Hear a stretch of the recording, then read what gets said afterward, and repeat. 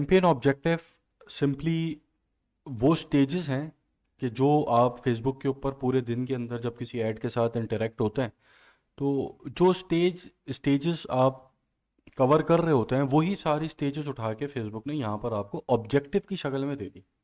कि जैसे अगर ये न्यूज़ फीड के ऊपर मैंने ऐड देखा है, तो इस ऐड को देखने के बाद सबसे पहली चीज़ जो इस ऐड ने मेरे साथ की वो ये की कि इस ब्रांड से और इस प्रोडक्ट से इसने अवेयर कर दिया मुझे। ठीक है, तो यहाँ पर आपको जो ऑब्जेक्टिव नज़र आ रहा है, अवेयरनेस। ठीक है, और अगर मैं सारी चीज़ें ठीक रहीं और मैं इसकी प्रोडक्ट में इंटरेस्टेड हुआ, सही सब कुछ सही गया, तो मैंने जाके इसकी प्रोडक्ट को ख़रीद लिया। तो ये आखिरी ऑब्जेक्टिव दिखा रहे सेल्स। अब इस ऐड के साथ मैं क्या क्या कर सकता हूँ? ठीक है, मैं इसका पेज लाइक कर सकता हूँ, इसको मैं मैसेज करके बात करके इसकी प्रोडक्ट ख़रीद सकता हूँ। ठीक है, मैं इस ऐड को लाइक कर सकता हूँ, रिएक्ट कर सकता हूँ, मैं इस ऐड के नीचे कमेंट कर सकता हूँ, शेयर कर सकता हूँ, इसके कॉल टू एक्शन पे क्लिक कर सकता हूँ। ठीक है, कॉल टू एक्शन के ऊपर क्लिक किया, उसके बाद मैंने इसकी जाके प्रोडक्ट को ऐड टू कार्ट किया, बाय कर लिया। तो ये डिफरेंट स्टेजेस हैं जो मैंने की। ठीक है, या अगर ये किसी ऐप का ऐड है तो मैंने उस ऐप के ऊपर जाकर परचेज कर ली, या फिर मैंने उस ऐप को इंस्टॉल कर लिया। ठीक है, तो ये डिफरेंट स्टेजेस हैं जो एक ऐड के साथ आप पूरे दिन के अंदर इंटरेक्ट करते हैं। उन्हीं स्टेजेस को उठा के फेसबुक ने आपको यहाँ दिया हुआ है। ठीक है, तो यहाँ पर सवाल यह है, जो चीज़ समझने की है वो ये है कि एक बंदा, जब एक एडवर्टाइज़र सेल्स ऑब्जेक्टिव के ऊपर कैंपेन चला रहा है, जैसे ये कैंपेन मेरे सामने आई है, ये ऐड का ऑब्जेक्टिव सेल्स है। ठीक है, ये चाह रहा है मैं इसका ये शूज़ जाके परचेज कर लूँ। तो जब मैं इसका शूज़ परचेज कर रहा हूँ जाके, तो इसके ऐड के साथ मैं अवेयर भी तो हो रहा हूँ। ठीक है, अवेयरनेस हो गया यहाँ पे। मैंने इसकी वेबसाइट के ऊपर क्लिक किया तो ट्रैफिक के अंदर आ गया। ठीक है, कि इसकी वेबसाइट पे ट्रैफिक गया है। इंगेजमेंट, अगर मैंने इसके ऐड को लाइक कर लिया तो इंगेजमेंट हो गई। ठीक है, अगर कोई इंस्टेंट फॉर्म था यहाँ पे तो मैंने फॉर्म फिल कर लिया तो लीड चली गई, या मैंने मैसेज कर दिया उसको एज अ लीड, तो एज अ लीड काउंट हो गया उसके पास। ठीक है, या अगर ये कोई ऐप थी तो मैंने जाके इंस्टॉल कर ली या ऐप पे परचेज कर ली। तो जब मैं सेल्स ऑब्जेक्टिव अगर कोई सेलेक्ट कर रहा है, तो सेल्स के टाइम पे ये सारी पिछली ऑब्जेक्टिव कवर होते हुए तो जा रहे हैं। तो फिर फेसबुक ने अलग से क्यों दिया हुआ है? सवाल ये है यहाँ पे कि सेल्स के दौरान सब कुछ कवर कर लिया मैंने, इंगेज भी हो गया, ट्रैफिक भी चला गया, अवेयर भी हो गया, लीड भी हो गई, सब हो गया, फिर भी यहाँ पे अलग ऑब्जेक्टिव दिया हुआ है। इसका एक रीज़न है। रीज़न ये है कि हर ऑब्जेक्टिव के हिसाब से फेसबुक ने ऑडियंस के ब्रैकेट्स बनाए हैं। कि अवेयरनेस ऑब्जेक्टिव अगर आपने फेसबुक को दिया है कि मुझे अपनी कैंपेन से, अपने ब्रांड के बारे में लोगों को अवेयर करना है अपने ऐड से, तो फेसबुक आपका ऐड उन लोगों को नहीं दिखाएगी कि जो फेसबुक पे परचेज करती है ऑडियंस। फेसबुक को पता है ना कि कौन सी ऑडियंस है जो परचेज करती है, कौन सी ऑडियंस है जो ऐप्स को इंस्टॉल करती है या ऐप पे परचेज करती है, कौन सी ऑडियंस है जो लीड्स काउंट कराती है अपने आप को, मतलब मैसेजेस कर देती है या इंस्टेंट फॉर्म भरती है, कौन सी ऑडियंस है कि जो एड्स को देख के सिर्फ लाइक करती है, सिर्फ कमेंट करती है, शेयर करती है और कुछ नहीं करती। ठीक है, कौन सी ऑडियंस है जो ट्रैफिक, मतलब सिर्फ जाकर आपका जो लिंक है उसके ऊपर क्लिक करके वेबसाइट लोड करके बाहर आ जाती है। तो ये सारी चीज़ें फेसबुक को पता है। तो हर कैंपेन की अलग ऑडियंस फेसबुक के पास मौजूद है। अब आपका काम यह है कि उन ऑडियंस से मैक्सिमम फायदे कैसे बाहर निकालने हैं। अगर आपका ऑब्जेक्टिव अपनी प्रोडक्ट को बेचना है, तो अवेयरनेस कैंपेन चला लें, ट्रैफिक चला लें, एंगेजमेंट, इन सब चीज़ों से आपका कोई काम नहीं बनना। वो ऑडियंस ही वो नहीं है। फेसबुक आपके ऐड उस उन लोगों तक लेके ही नहीं जा रही कि जो लोग खरीदते हैं। ठीक है, तो अब आपका जो ऑब्जेक्टिव है वो बहुत क्लियर होना चाहिए कि अगर मैं अवेयरनेस की कैंपेन चला रहा हूँ तो पीछे के मेरे मकासद क्या हैं। अल्टीमेटली तो मुझे सेल्स चाहिए, लेकिन अगर मैं अवेयरनेस पे कैंपेन चला रहा हूँ तो उसका मकसद जानना ज़रूरी है। तो इन सारे मकासद को हम डिस्कस करेंगे कैंपेन ऑब्जेक्टिव के अंदर। अच्छा, सबसे पहले हम आ जाते हैं अवेयरनेस के ऊपर। अब ये मैंने ऐड अपनी न्यूज़ फीड के ऊपर देख लिया और मैं इस ऐड से अवेयर हो गया। अब इस एडवर्टाइज़र ने फॉर एग्जांपल ये ऐड जो मुझ तक पहुंचाया है, इसके पीछे उसका मकसद हो कि मुझे अवेयर करना अपनी ब्रांड से, तो उसने अवेयरनेस की कैंपेन चलाई होगी, अज्यूम करें यहाँ पे। ठीक है, अभी इंटरफेस को सब छोड़ दें, अभी जो चीज़ बस समझा रहा हूँ वो समझें। जब कैंपेन हम डिज़ाइन करेंगे उस वक्त एक एक चीज़ सब क्लियर होगी। अच्छा, अब आपने फेसबुक को बताया कि भाई मुझे अपने ब्रांड से अवेयर कराना है आवाम को, लोगों को जो फेसबुक पे मौजूद है। अब फेसबुक बोलेगी सही है, अब आप अपना, आपने ऑब्जेक्टिव तो बता दिया कि आप अवेयरनेस चाहते हैं। ऑब्जेक्टिव में गोल क्या है, ठीक है। अब यहाँ पे कुछ गोल्स हैं जो आपको फेसबुक ऑप्शन देती है कि आप उसको सेलेक्ट कर सकते हैं। अगर ये एडवर्टाइज़र अवेयरनेस कैंपेन चलाकर फेसबुक को ये बताता है कि मुझे मैक्सिमाइज रीच ऑफ एड्स चाहिए, इस परफॉर्मेंस गोल को सेलेक्ट करता है, तो इट मींस ये एडवर्टाइज़र ये चाह रहा है कि ज़्यादा से ज़्यादा लोगों को ये ऐड दिख जाए। अगर ये advertiser maximize number of impressions पे क्लिक करता है, इस ऑप्शन को सेलेक्ट करता है, तो ये चाह रहा है कि ये ज़्यादा से ज़्यादा दफ़ा लोगों को दिखे। मैक्सिमाइज रीच के अंदर ये एडवर्टाइज़र चाहता है कि ऐड हमजा को दिखे, फिर अली को दिखे, फिर उमर को दिखे, ठीक है, फिर जो है हारून को दिख जाए, ठीक है, इन 4 लोगों तक ऐड चला जाए, ठीक है। तो उसने मैक्सिमाइज रीच कर ली। अब मैक्सिमाइज इंप्रेशन में ये एडवर्टाइज़र ही चाह रहे हैं हमजा को ऐड 5 दफ़ा दिखे, अली को ऐड 2 दफ़ा दिखे, उमर को ऐड 3 दफ़ा दिखे, ठीक है, हारून को ऐड 5 दफ़ा दिखे। तो अब क्या हुआ कि रीच तो 4 हुई, 4 लोगों ने इसका ऐड देखा तो रीच तो हो गई 4, और इम्प्रेशन कितने हो गए 15। मैंने पिछले से पिछली वीडियो के अंदर डिफरेंस बताया था कि इम्प्रेशन, रीच जो होती है यूनिक होती है, इम्प्रेशन मल्टीपल्स होते हैं। तो अगर ये मैक्सिमाइज रीच चाहता है तो ये चाहता है कि ऐड हमज़ा, अली, उमर, हारून, सलीम, काजिम सबको ऐड दिखता चला जाए। अगर ये इम्प्रेशन पे जा रहा है तो ये चाहता है भाई हमज़ा, अली, उमर को पकड़ लो, इन 3 को ही मेरा ऐड इतनी दफ़ा दिखाओ कि बस ये जो है ना इनके दिमाग में बैठ जाए मेरा ब्रांड, ठीक है। तो यहाँ पे ये गोल सेलेक्ट करेगा। एक और तीसरा गोल भी है, मैक्सिमम ऐड रिकॉल लिफ्ट, कि आप, ये एडवर्टाइज़र अब ये चाहता है कि ये जो ऐड मैंने देखा है, ये ऐड मुझे कितना याद है, ठीक है। जैसे कि मैंने आपको एक्सपेरिमेंट्स के टैब में शायद डिस्कस किया था, एक्सपेरिमेंट्स, यहाँ पर एक चीज़ होती है ब्रांड लिफ्ट, ठीक है। ये एक टेस्ट होता है कि आपकी ओवरऑल जितने एड्स चल रहे हैं उन एड्स का ओवरऑल आपकी ऑडियंस के ऊपर क्या इम्पैक्ट है। तो इस तरीके से पोलिंग होती है, ठीक है, अवेयरनेस कैंपेन के अंदर।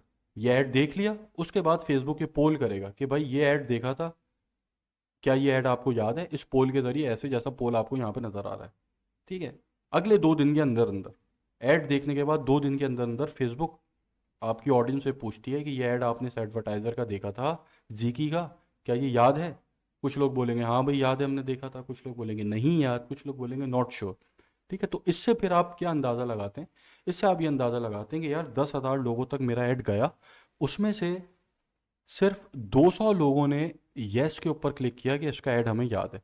तो इट मीन्स कि यार मुझे अपने ऐड के अंदर, शायद मेरा ऐड क्रिएटिव बोरिंग है, शायद मेरा, मैं इमेज सही इस्तेमाल नहीं कर रहा, शायद मेरी वीडियो बोरिंग है, मज़ा नहीं आ रहा लोगों को।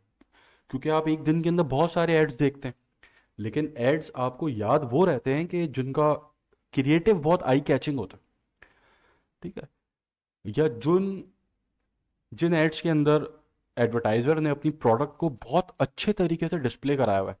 तो इस तरह के कुछ एड्स आपको याद रह जाते हैं।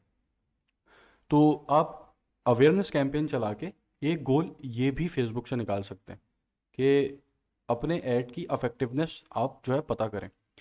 अच्छा, यहाँ पर अब पोलिंग जब ये होती है तो जिन लोगों को नहीं भी पता उनको भी कहीं ना कहीं सबकॉन्शियस माइंड के अंदर ये बात बैठ जाती है कि यार हाँ, हमजा, अली, इसके ऐड का फेसबुक ने मुझसे पूछा था। तो ये आपकी ऐड रिकॉल लिफ्ट होती है, ठीक है। फिर आपके वीडियो गोल्स होते हैं कुछ, कि आप मैक्सिमाइज थ्रू प्ले व्यूज़ करें, कि आपने एक वीडियो चलाई, अब ये एक इसकी वीडियो है, अगर ये वीडियो 15 सेकंड से कम की है, तो अब मैं फेसबुक को ये बता रहा हूँ कि मेरा ऐड उन लोगों तक लेके जाओ कि जो मेरी इस वीडियो को पूरा देखें। गोल यहाँ पे ही है, अगर ये वीडियो 15 सेकंड से ज़्यादा की है तो एटलीस्ट 15 सेकंड तक मेरी इस वीडियो को देखें, ठीक है। या फिर आप जो है 2 सेकंड का भी ऑप्शन यहाँ सेलेक्ट कर सकते हैं। तो अब यहाँ पर ये जो आपको चीज़ें नज़र आ रही हैं, परफॉर्मेंस गोल जो नज़र आ रहा है, इसकी भी अपनी अपनी एक अलग अलग सब ऑडियंस है। जैसे मैंने आपको बताया था ऑब्जेक्टिव के अंदर की अवेयरनेस कैंपेन चला रहा है तो उसकी ऑडियंस फेसबुक के पास अलग है, जो फेसबुक ने अलग करके रखी हुई है। ऐसे ही जब आप परफॉर्मेंस गोल बताते हैं तो इनकी भी अपनी अपनी ऑडियंस अलग है, ठीक है। अब जैसे कि मैक्सिमाइज एड रिकॉल लिफ्ट, अब फेसबुक आपका ऐड उन्हीं लोगों को दिखाएगा कि जो फेसबुक को पता है एड्स को याद रखते हैं, कि जो ब्रांड्स को याद रखते हैं। जो पोल्स के अंदर ज़्यादा से ज़्यादा यस कहते हैं, उस तरह के लोगों को आपका ऐड दिखाएगा।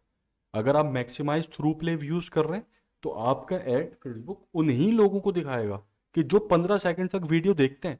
अब वो बाय करें या ना करें वो एक अलग बात है, वो क्या उस ऐड पे एक्शन लें, वो उस ऐड को लाइक करें, कमेंट करें, शेयर करें, प्रोडक्ट को बाय कर लें, इससे फेसबुक को लेना देना नहीं है। फेसबुक के पास ऑडियंस का ब्रैकेट यह है कि भाई ये लोग हैं मेरे प्लेटफॉर्म के ऊपर जो 15 सेकंड तक वीडियोस देखते हैं, वो फेसबुक ने आइडेंटिफाई किया हुआ है। ठीक है, तो वो फिर आपका ऐड उन लोगों तक फेसबुक लेके जाएगी, या फिर 2 सेकंड व्यूज वाला, ठीक है, उन लोगों तक लेके जाएगी। तो ये इसके कुछ परफॉर्मेंस गोल हैं जो आप अवेयरनेस कैंपेन के ऊपर चलाते हैं। अब यहाँ पर एक और सवाल है कि अवेयरनेस कैंपेन, जब यहाँ आप सेल्स कैंपेन सेलेक्ट कर रहे थे, तो सेल्स सेल्स का एड जब आपके पास आया तो अवेयर तो आप पहले ही हो गए।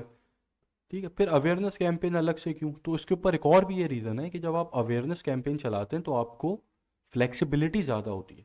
ठीक है, क्या ज़्यादा होती है कि जैसे आपने कहा कि भाई मुझे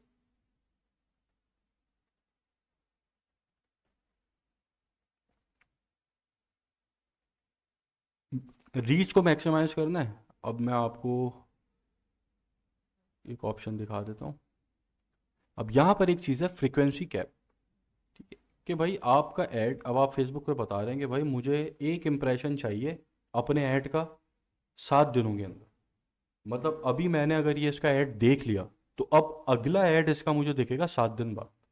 तो फ्रीक्वेंसी को आप यहाँ से कंट्रोल कर सकते हैं, या आप चाहते हैं कि भाई मुझे 10 इम्प्रेशन चाहिए एक दिन के अंदर। आपने एक कस्टम ऑडियंस का ग्रुप बनाया हुआ है, अभी ऑडियंसेस को छोड़ दें, कस्टम ऑडियंस क्या होती है अभी आप कंफ्यूज मत होइएगा। आपने एक ऑडियंस दी है फेसबुक को, भाई ये ग्रुप है, ठीक है, इस ग्रुप को मेरा ऐड दिखाओ, पीछे पड़ जाओ उनके, एक दिन में 10 इम्प्रेशन होने चाहिए ऐड के मेरे। ठीक है, तो यहाँ पे कुछ आपको फ्लेक्सिबिलिटी मिलती है कि कुछ एक्स्ट्रा आप चीज़ें कर सकते हैं। जबकि आप सेल्स कैंपेन चलाते हो तो वहाँ पर आप भी फेसबुक को नहीं बता सकते कि भाई इंप्रेशन इतने होने चाहिए एक दिन में, लेकिन यहाँ आप बता सकते हैं। तो जो डिफरेंस है वो दो है कि सेल्स कैंपेन के ऊपर भी अवेयरनेस हो रही है, लेकिन अवेयरनेस कैंपेन आप अलग से क्यों चला रहे हैं कि आपको थोड़ी ज़्यादा फ्लेक्सिबिलिटी मिल जाती है, थोड़े ज़्यादा ऑप्शंस मिल जाते हैं, और दूसरा ऑडियंस का डिफरेंस होता है। अब ये जो आवाम है ना, अवेयरनेस वाली, ये अवेयरनेस वाली जो आवाम है ये मस्त सो रही है, इसका कोई लेना देना नहीं है आपकी प्रोडक्ट से, ना ये आपकी प्रोडक्ट खरीदेगी, हो सकता है 1000 में एक बंदा खरीद ले, ना तो ये आपकी प्रोडक्ट खरीदेगी, ना ये आपके बिजनेस के साथ इंगेज होगी। ये आवाम मस्त सो रही है, ठीक है, लेकिन सोते सोते बस ये आपका ऐड देख रही है, और उसके सबकॉन्शियस माइंड के अंदर आपकी ब्रांड की एक इमेज बन रही है, या आपका ब्रांड उसके सबकॉन्शियस माइंड के अंदर जा रहा है बस। तो यहाँ आप उसको अवेयर कर रहे हैं अभी। ठीक है, तो अभी तो ये सो रहा है अवेयरनेस कैंपेन पे। अभी तो ये यहाँ की जो ऑडियंस है फेसबुक के पास ने, जो एक ग्रुप फेसबुक ने बनाया हुआ है सोई हुई आवाम का, उसमें से आवाम अभी तो सो रही है, लेकिन हो सकता है आगे जाकर जाग जाए। तो अगर वो आगे जाकर जाग जाती है तो वो आपकी कस्टमर बन सकती है। तो यहाँ पर आप आवाम को जगा रहे हैं। सोई हुई आवाम आपको फेसबुक प्लेट में रख के दे रही है कि भाई ये लो मेरी सोई हुई आवाम, और इस आवाम को अपना ऐड दिखाकर जगाओ। तो अब आप यहाँ पे, जैसा मैंने आपको बताया कि आपके पास फ्लेक्सिबिलिटी ज़्यादा है, तो आप अपने ऐड के इंप्रेशंस आपने इतने बढ़ा दिए कि एक दिन के अंदर 10 दफ़ा मेरा ये आवाम ऐड देख रही है। तो वो एक दिन में सोया हुआ बंदा 10 दफ़ा जब आपका ऐड देख रहा है तो उसके सबकॉन्शियस माइंड के अंदर आपका ब्रांड कहीं ना कहीं जगह बना रहा है। और अगर उसके सबकॉन्शियस माइंड के अंदर आपका ब्रांड कहीं ना कहीं जगह बनाता है, तो फिर अगर वो आपका कोई सेल्स का ऐड देख लेता है, हो सकता है वो जाग जाए नींद से। अच्छा, ये ज़रूरी नहीं है कि जो आवाम अवेयरनेस कैंपेन के ब्रैकेट के अंदर है वो सेल्स में नहीं आ सकती, आ सकती है सेल्स में। प्रोसेस वही है, सोई हुई आवाम है, जिस दिन वो जाग जाए, ठीक है, तो अगर वो जिस दिन जाग गई तो वो सेल्स में आ जाएगी फिर। तो अवेयरनेस कैंपेन का मकसद ये होता है, सोई हुई आवाम को जगाना, उनके सबकॉन्शियस माइंड के अंदर अपने ब्रांड को कहीं ना कहीं बसाना, और कुछ ज़्यादा फ्लेक्सिबिलिटी आपको इस ऑब्जेक्टिव में मिल जाती है। तो ये इसकी बेसिक्स हैं और इसकी लॉजिक्स हैं कि आप अवेयरनेस कैंपेन कब यूज़ करते हैं। अब हम जब कैंपेन डिज़ाइन करेंगे वो फिर आगे और भी कुछ इसमें चीज़ें, उसको हम फिर एक एक करके पूरी पूरी कैंपेन्स बनाएंगे और फिर देखेंगे। अब हम आ जाते हैं ट्रैफिक ऑब्जेक्टिव के ऊपर।